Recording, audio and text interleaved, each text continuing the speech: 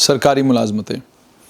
सरकारी मुलाजमतों को लेकर लगातार स्ट्रेट लाइन को अलग अलग जगहों से टेलीफोन्स आते हैं और जो नौजवान स्ट्रेट लाइन को अप्रोच करता है वो एसएसआरबी को लेकर अपनी कोई परेशानी बताता है, Jammu Kashmir public service commission को लेकर अपनी परेशानी बताता है। कुछ एक नौजवानों ने पिछले दिनों में मुझे फ़ोन किया और मुझे बताया कि स्कूल एजुकेशन विभाग में लगभग 20,000 से ज़्यादा वैकेंसीज़ हैं। उन वैकेंसीज़ को जल्द से जल्द भरा जाना चाहिए। उन वैकेंसीज़ को अगर भरा जाएगा तो जम्मू कश्मीर का तालीमी निज़ाम और बेहतर होगा। ये बात उन्होंने मुझसे कही। उसके अलावा और नौजवानों से बात हुई। कुछ ने कहा फॉरेस्ट डिपार्टमेंट में बहुत सारी वैकेंसीज़ हैं, कुछ ने कहा पीएचई विभाग में बहुत सारी वैकेंसीज़ हैं, कुछ लोगों ने कहा कि पीडीडी विभाग में बहुत बड़ी तादाद में जूनियर इंजीनियरों की ज़बरदस्त ज़रूरत है, AEEs की ज़बरदस्त ज़रूरत है। ये सारी कमियां और कमज़ोरियां अलग अलग डिपार्टमेंट्स में हैं। अगर इनको रिड्रेस किया जाए और बहुत बड़े पैमाने पर रिक्रूटमेंट हो तो यकीन मानिए 2024 में जम्मू कश्मीर एक नया जम्मू कश्मीर होगा। ये तमाम बातें वो तमाम नौजवान कह रहे हैं जिन्होंने अलग अलग कॉलेजेस से, अलग अलग यूनिवर्सिटीज़ से ग्रेजुएशन की है, यूनिवर्सिटी से पोस्ट ग्रेजुएशन की हुई है, टेक्निकल नॉहाउ है जिनका, मेडिकल साइंस के BDS के स्टूडेंट हैं, वो भी आप जानते हैं आजकल आंदोलन कर रहे हैं, वो भी सरकारी मुलाजमत ढूंढ रहे हैं। लेकिन सरकार सरकारी मुलाजमतें देने में इतना समय क्यों लगा रही है? वो सरकार जिस सरकार ने लगभग 8500 के करीब क्लास 4th की वैकेंसीज़ को एडवर्टाइज़ किया और उसकी रिक्रूटमेंट का सिलसिला चल रहा है। मामला भी कैट में था और कैट के बाद अब लग रहा है, सब लोग जानते हैं कि शायद ये मामला जो है हाई कोर्ट जाएगा। उसको लेकर भी कुछ लोगों ने मेरी वीडियो के नीचे कमेंट किया है कि आप नौजवानों को कह रहे हैं कि आप कोर्ट चले जाइए। कुछ लोगों ने ये भी कहा कि शायद कुछ वुकला साहिबान आपके दोस्त हैं जिसके चलते आप ये सब कुछ कर रहे हैं। मेरी किसी से दोस्ती है या कोई हमदर्दी है वो एक अलग मामला है, लेकिन मैं मानसिकता जानता हूँ, मैं सोच जानता हूँ, मैं समझ जानता हूँ जम्मू कश्मीर में, क्योंकि मैं भी इसी यूनियन टेरिटरी का रहने वाला हूँ, इसी केंद्र शासित प्रदेश का मैं भी रहने वाला हूँ। मैं जानता हूँ कि यहाँ रिक्रूटमेंट के साथ लगभग मेरे पिछले 16 साल के इस जर्नलिज्म, 17 साल की जर्नलिज्म के कैरियर में मैंने ये तो देखा है कि रिक्रूटमेंट के साथ जम्मू कश्मीर में हुआ क्या है। और मैं ये भी जानता हूँ कि कैट में फैसला न मिलने के बाद तादाद होगी ऐसे नौजवानों की जो नौजवान ये कहेंगे कि हम हाई कोर्ट में जाकर उसको चैलेंज करेंगे। मेरे कहने या न कहने से कोई फर्क नहीं पड़ता, लेकिन क्या वजह है, क्यों इतनी बड़ी तादाद में आज भी जम्मू कश्मीर का नौजवान सरकारी मुलाजमत ढूंढ रहा है? इसकी वजह क्या है? जब आप वजह ढूंढने निकलते हैं तो आपकी नज़र सबसे पहले पड़ती है तालीमी निज़ाम के ऊपर, आपका एजुकेशन का निज़ाम। इस एजुकेशन के निज़ाम पर जब आपकी नज़र जाती है तो आपको पता चलता है कि इस निज़ाम में 3 तरीकों से रिक्रूटमेंट हुई। एक रिक्रूटमेंट हुई कि आप अपने गांव में सबसे ज़्यादा पढ़े लिखे हैं तो आप मास्टर लगते हैं। उसके बाद रिक्रूटमेंट हुई कि आपको एक इम्तिहान देना है, उसके बाद आपका इंटरव्यू होगा, आप क्वालिफाई करेंगे तो आपकी रिक्रूटमेंट होगी।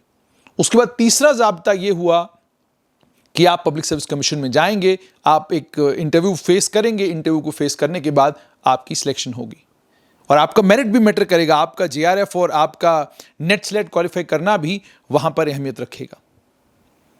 इसका मतलब 3-4 ज़ाब्ते एक ही डिपार्टमेंट में एंट्री करने के और एक ही डिपार्टमेंट में नौकरी करने के। और आपकी जानकारी के लिए एक और तरीका बताऊं, वो तरीका ये कि आप लेह या लद्दाख से ट्रांसफ़र होकर जम्मू आते हैं। आप लेह लद्दाख में कभी अपॉइंट ही नहीं हुए थे, लेकिन एक ट्रांसफ़र ऑर्डर के ज़रिए आप जम्मू पहुंचते हैं। जम्मू से किसी दूर दराज देहात के इलाके में आप चले जाते हैं, वहाँ पर आप अपनी सर्विस बुक तैयार करते हैं और उसके बाद आप एजुकेशन विभाग में लेक्चरर के तौर पर काम करना शुरू करते हैं। यानी आप कभी अपॉइंट ही नहीं हुए, आप कभी रिक्रूट ही नहीं हुए, लेकिन ट्रांसफ़र ऑर्डर की बुनियाद पर आपने मुलाजमत हासिल कर ली। ये जम्मू कश्मीर का तालीमी निज़ाम है और इस तालीमी निज़ाम से हमारे पास आया क्या? इस तालीमी निज़ाम से ये आया कि ना सरकारी प्राइमरी स्कूलों की, मिडिल स्कूलों की, हाई स्कूलों की, हायर सेकेंडरी स्कूलों की जम्मू कश्मीर में कोई कमी नहीं। लातादाद नंबर में इस समय आपके पास सरकारी स्कूल हैं और सरकारी स्कूलों के बाद प्राइवेट इंस्टीट्यूशंस आते हैं। लेकिन 10वीं के बाद बच्चा 11वीं और 12वीं करने के लिए वो बच्चे जो मिडिल क्लास फैमिलीज के हैं, शहरों में रहते हैं, वो सरकारी स्कूल में इसलिए एडमिशन नहीं लेते कि वहाँ का तालीमी निज़ाम बेहतर है। वो इसलिए एडमिशन लेते हैं क्योंकि उनको प्राइवेट इंस्टीट्यूट में कोचिंग करनी होती है। उस कोचिंग के लिए अगर आप सरकारी स्कूल में पढ़ते हैं, वहाँ आप अपनी अटेंडेंस मैनेज कर सकते हैं, उसके चलते आप सरकारी स्कूल में जाकर पढ़ाई करते हैं। और सरकारी स्कूलों में पढ़ाने वाले टीचर, सरकारी स्कूलों में पढ़ाने वाले लेक्चरर, मास्टर, ये तमाम लोग, आप एक सर्वे करवा लीजिए। अगर जम्मू कश्मीर की सरकार सर्वे कराएगी तो झटका लगेगा सरकार को कि जिस हाई स्कूल में, जिस मिडिल स्कूल में, जिस प्राइमरी स्कूल में एक हाईली क्वालिफाइड महिला हो या पुरुष हो, टीचर है, मास्टर है, लेक्चरर है, पढ़ा रहे हैं, वहां पर वो अपने बच्चे को एडमिशन नहीं दिलाना चाहते।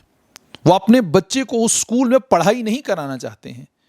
वो जम्मू, श्रीनगर या अन्य जो शहर हैं जम्मू कश्मीर के, उन शहरों के सबसे बेहतरीन प्राइवेट स्कूल में अपने बच्चे को पढ़ाना चाहते हैं। उसके लिए वो लाखों रुपया खर्च करने को तैयार होते हैं, बैंक से लोन तक ले लेते हैं, पर्सनल लोन ले लेते हैं, ताकि बच्चे की एडमिशन जो है वो किसी बेहतरीन प्राइवेट स्कूल में हो। यानी जिस तालीमी निज़ाम का हिस्सा बनने के लिए एक नौजवान उत्सुक रहता है और हंगामे पे हंगामा करता है और ये कहता है कि मुझे फ़ौरन जो है मास्टर, टीचर, लेक्चरर लगाइए और मैं तालीमी निज़ाम में कंट्रीब्यूट करूंगा, वही मास्टर, टीचर और लेक्चरर लगने के बाद उसी सरकारी स्कूल में, जिस सरकारी स्कूल की मुलाजमत के लिए वो घर से लेकर सड़क तक और सड़क से लेकर सिविल सचिवालय तक धरना प्रदर्शन करता है, उसी सरकारी स्कूल में सरकारी मुलाजिम होने के बाद वो अपने बच्चे को सरकारी स्कूल में एडमिशन दिलाने के लिए तैयार नहीं होता। वो नहीं चाहता कि उसका बच्चा उस स्कूल में पढ़े जिस स्कूल में एज लेक्चरर वो खुद पढ़ा रहा है, जिस स्कूल में एज लेक्चरर, एज मास्टर वो खुद पढ़ा रही हैं, वो एज टीचर खुद पढ़ा रही हैं। इसका मतलब क्या है? इसका मतलब यह है, मामला सिर्फ मुलाजमत का है। मामला तालीमी निज़ाम को अगर बेहतर करने का होता तो कोई भी सरकारी स्कूल में पढ़ाने वाला मास्टर, टीचर, लेक्चरर अपने बच्चे को यह नहीं कहता कि बेटा तुम्हें मैं जम्मू कश्मीर के सबसे बेहतरीन स्कूल में एडमिशन दिलाऊंगा, बेटा मैं तुम्हें देहरादून में एडमिशन दिलाऊंगा, मसूरी में तुम्हारी एडमिशन करूंगा। कतई नहीं कहता। वो ये कहता कि जिस सरकारी स्कूल में मैं मास्टर हूं वहीं पर मेरा बच्चा पढ़ेगा, जिस सरकारी स्कूल में मैं टीचर हूं वहीं मेरा बच्चा पढ़ेगा, जिस सरकारी स्कूल में मैं रहबरे तालीम हूं वहीं मेरा बच्चा पढ़ेगा। ये मिसालें जम्मू कश्मीर में कितनी हैं। मैं नौजवानों से गुजारिश करूंगा कि आप इन मिसालों को मेरे फेसबुक के पेज के ऊपर शेयर करें कि आपके अपने बच्चे कहां पढ़ रहे हैं, क्या उसी स्कूल में पढ़ रहे हैं जिस स्कूल में आप खुद मास्टर, टीचर या लेक्चरर के तौर पे काम कर रहे हैं। और अगर नहीं पढ़ रहे हैं उसकी वजह क्या है? क्या आपको अपने कलीग्स पर भरोसा नहीं? क्या आपको अपने कलीग्स पर यकीन नहीं? क्या आपको अपनी काबिलियत पर यकीन नहीं? यही असल में जम्मू कश्मीर की कहानी है कि जम्मू कश्मीर में जिस सिस्टम, जिस निज़ाम का आप खुद हिस्सा होते हैं, आप अपने बच्चों को, अपने आने वाली जनरेशन को उस सिस्टम का या उस डिपार्टमेंट का हिस्सेदार नहीं बनाना चाहते हैं। और जब मैं डिपार्टमेंट की बात कर रहा हूं तो लगभग हर विभाग की कहानी यही है। अगर एक पिता खुद जूनियर इंजीनियर है पीएचई विभाग में, वो अपने बच्चे को जेई उस विभाग में नहीं लगाना चाहता। वो चाहता है कि उसका बच्चा एडब्ल्यूई या उससे किसी ऊपर वाली पोजीशन पे आए। एक मास्टर कभी भी ये नहीं चाहता कि उसका बच्चा मास्टर बने, वो चाहता है कि उसका बच्चा सिविल सर्वेंट बने। तो इसका मतलब क्या है कि सरकारी मुलाजमतें जम्मू कश्मीर में सिर्फ और सिर्फ तनख्वाह लेने के लिए, और सरकारी मुलाजमतें सिर्फ और सिर्फ इसलिए कि आप आर्थिक तौर पर आपकी स्थिति बेहतर हो जाए। ऐसा लगता है कि सरकारी मुलाजमतें इसी चीज के लिए हैं। अगर सरकारी मुलाजमतों का मकसद सिस्टम को बेहतर करना होता, सिस्टम को और अच्छा करना होता, तो आपको यकीन होता कि जिस स्कूल में मैं खुद मास्टर हूं, मेरा बच्चा भी उस स्कूल में पढ़ेगा। इन सरकारी स्कूलों को गरीबों और मिडिल क्लास लोगों के लिए रख छोड़ा गया है। 10वीं तक तो कम से कम रख छोड़ा गया है। कोई बड़ा आदमी अपने बच्चे को इन स्कूलों में नहीं पढ़ाता। क्यों नहीं पढ़ाता? अरे बड़ा आदमी क्या, मैंने कहा ना, मास्टर, टीचर और लेक्चरर ही अपने बच्चों को इन स्कूल में पढ़ाना शुरू कर दें तो बाकी लोग उनको फॉलो करना शुरू करेंगे। वही लोग नहीं पढ़ाना चाहते हैं। और एक और विडंबना है एजुकेशन डिपार्टमेंट की। आरबीए कैटेगरी में सिलेक्ट होने वाले जितने भी लोग हैं, उन्हें जब यह कहा जाता है कि आप अपने गांव देहात में जाकर सर्व करिए, वहां के लोगों की खिदमत करिए, क्या जाते हैं? कितने प्रतिशत जाते हैं?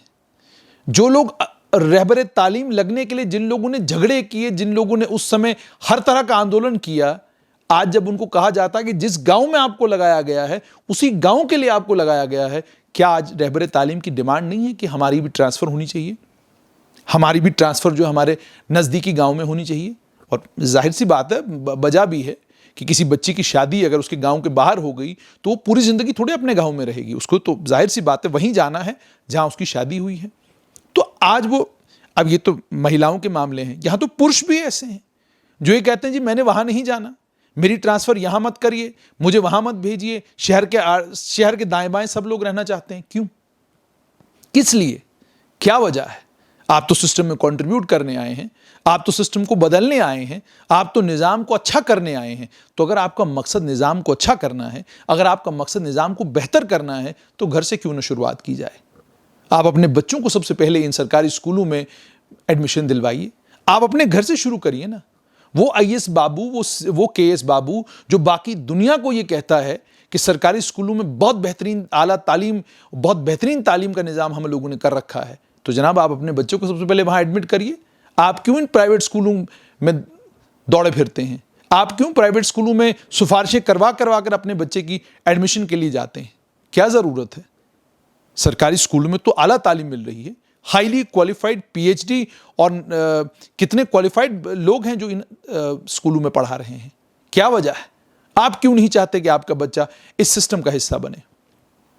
यही कमियां हैं, यही कमजोरियां हैं जो जम्मू कश्मीर के निज़ाम में हैं। दूसरा, प्राइवेटाइजेशन का जहां तक ताल्लुक है, एक सरकारी स्कूल का टीचर हो, लेक्चरर हो, या कॉलेजों में काम करने वाले प्रोफेसर, असिस्टेंट प्रोफेसर्स हों, जो लोग सरकारी मुलाजमत में लाखों रुपया तनख्वाह के तौर पर ले रहे हैं, वही चाहते हैं कि प्राइवेट कोचिंग इंस्टीट्यूटों में जाकर भी वही पढ़ाएं। तो बात यहां पर आकर ठहरी कि हम बदलाव तो पूरे सिस्टम में चाहते हैं, हम क्रांतिकारी तो चाहते हैं, लेकिन पड़ोसी के घर में, हमारे अपने घर में हमको क्रांतिकारी नहीं चाहिए। हम चाहते तो हैं कि बच्चे सरकारी स्कूलों में पढ़ें, लेकिन बच्चे हमारे नहीं, बच्चे पड़ोसियों के सरकारी स्कूल में पढ़ें। हम तो सिर्फ सरकारी स्कूल में मुलाजमत करने जाएंगे।